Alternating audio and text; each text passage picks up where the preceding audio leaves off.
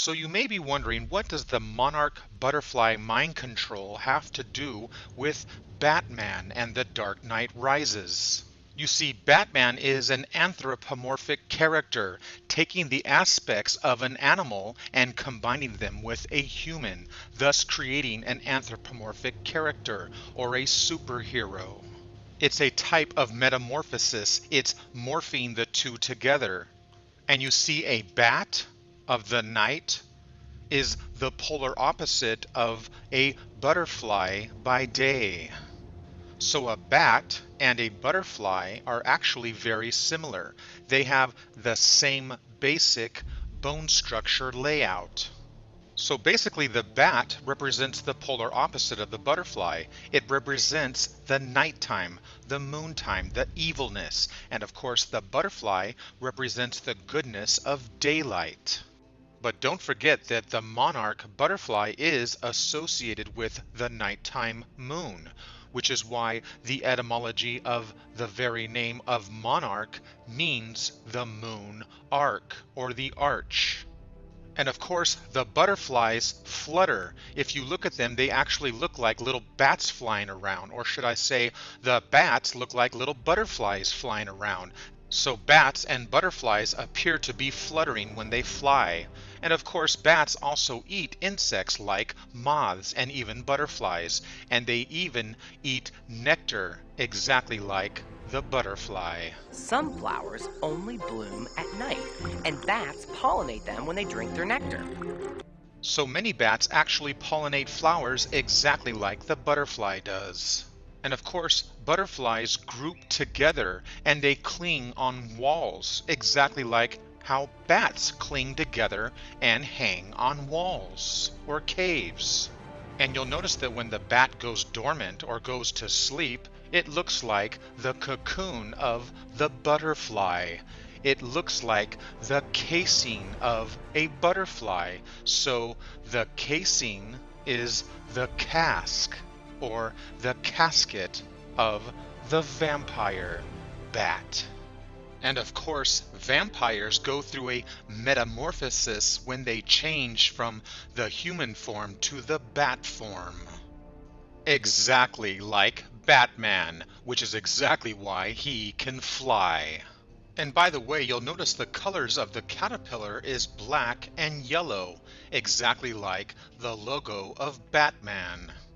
And you'll notice that Batman, like I said earlier, has horns on his head, because the bat appears to have horns on his head, exactly like the caterpillar, which appears to have horns, which are antennae, exactly like the antennae or the horns of the butterfly. Thus, the antennae are like the antlers or the horns. So this is all going to make sense in a few moments, but let me explain. You see, the vampire has vampire teeth that, if you look at Batman's head, or his horns on his head, look exactly like the teeth of the vampire.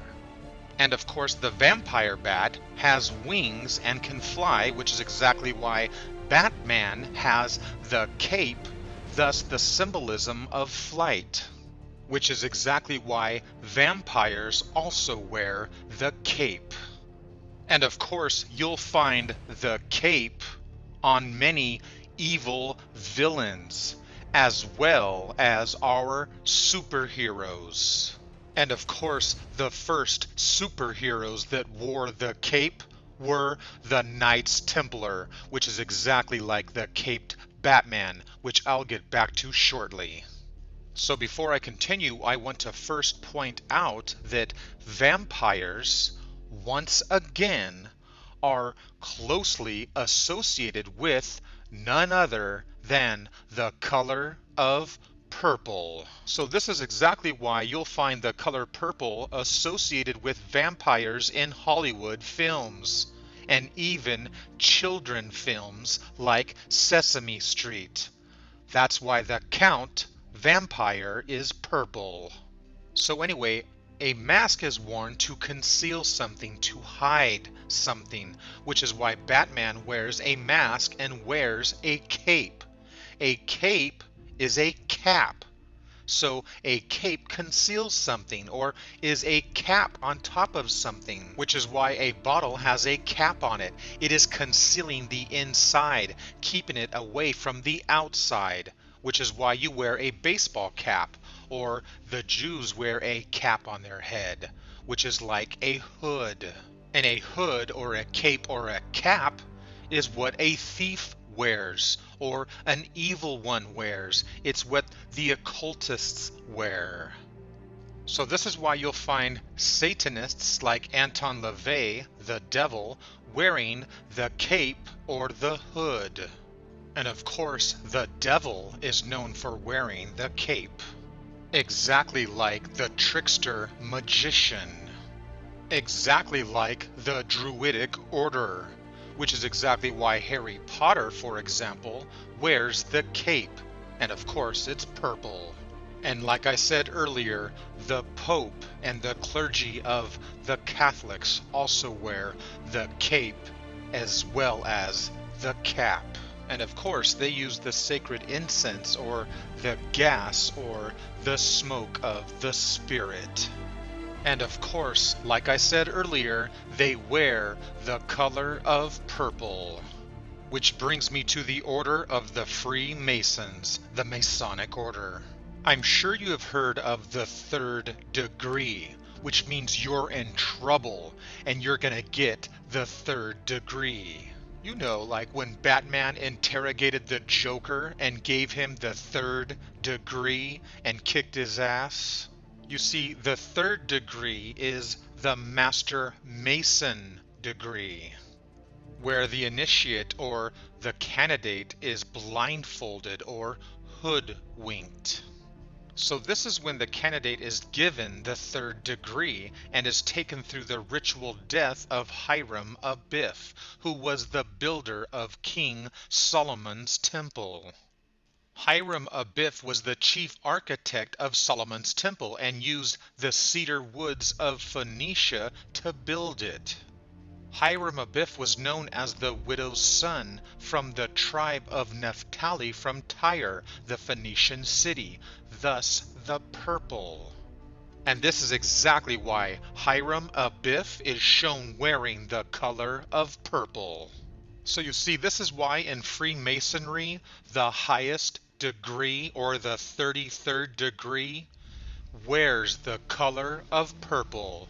The Sovereign Grand Inspectors General, the Freemason Scottish Rite of the 33rd degree. The purple cap, and you'll notice the purple and the golden orange colors together.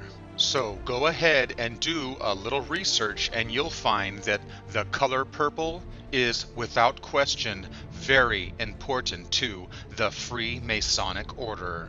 And of course the highest honor for the Order of Job's Daughters is the Royal Purple Degree.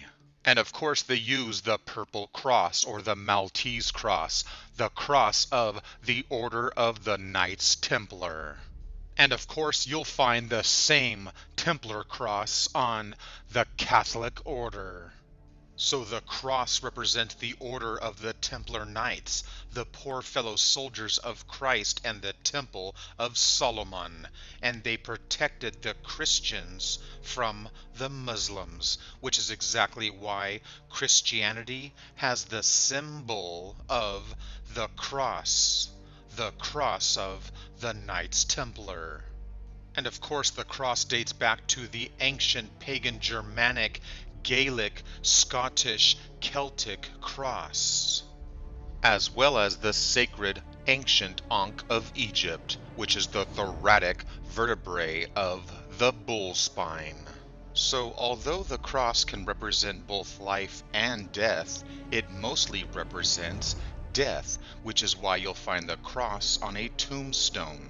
And you'll also find the cross being used as the symbol of death, which is why when you X'd something out, it means that you killed it and gave it death, which is why we have the term Xmas, which means Christmas or Christmas, because this is the time of the year when the annual year dies, thus December. You see, December is part of the ember months, which are all 2 months off. You see, December, although it's the 12th month, decim means 10. Thus, in Roman Latin numerals, the X equals 10. So the X equals 10, and the 10 is the end. So obviously blood is the color of red, which is exactly why the X, or the cross, is covered in blood red, which is exactly why the cross of the religion of Christianity represents Jesus, who is the one that is crossed out or X'd out and sacrificed with the red cross of blood.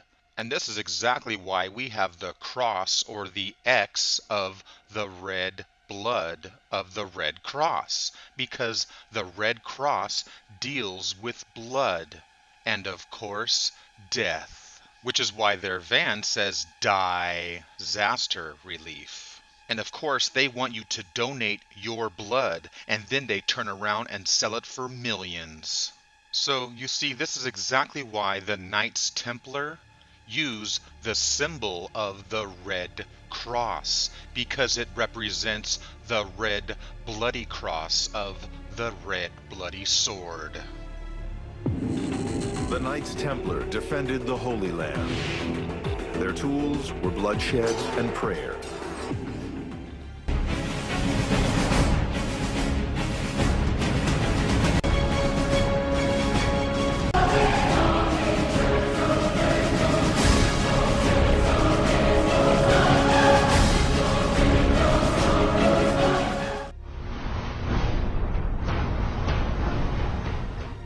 So what are vampires known for? They're known for drinking and sucking blood. You see, there's a long history of vampires and the Knights Templars, whether they fought the vampires or whether they were vampires themselves. Founded in the 12th century, these Christian warrior monks were an unbeatable force for nearly 200 years. Then they suffered a spectacular fall from grace. Tried for heresy, they were accused of practicing strange rituals. Accusers said they spat on the cross, worshipped a severed human head, and engaged in perverse sexual acts. So the Knights Templars were associated with vampires as well as worshipping Baphomet or Baphomet. They are also accused of drinking blood from a human skull, a fallen foe. So these bowls, or drinking cups, or skull cups, can be found to this very day even. In fact, did you know that when you cheers or celebrate and toast, that you're actually doing an ancient ritual of celebrating and drinking and being merry after the battles? The warriors would drink after the hard, long battles they fought.